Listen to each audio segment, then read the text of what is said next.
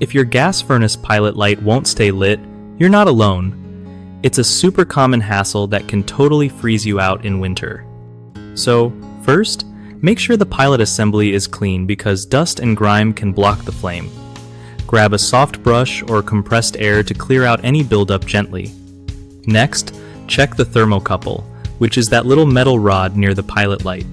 If it's old or bent, it might not sense the flame properly and shut off the gas as a safety move. Replacing it is usually pretty straightforward and doesn't cost a fortune. Also, don't forget to check the gas valve to be sure it's turned on all the way and working right.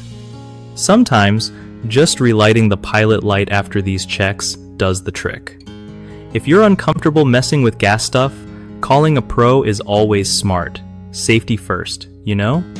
Keeping your furnace well maintained can save you from chilly nights and unexpected repairs.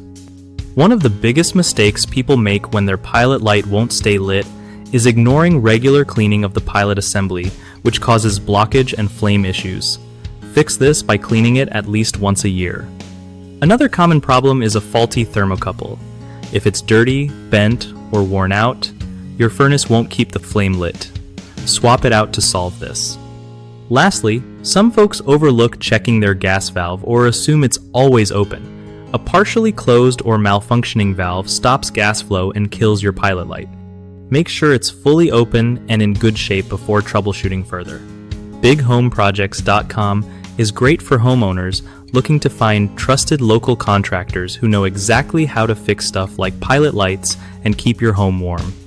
It also helps contractors connect with people who need their skills, making sure everyone wins when home projects come up.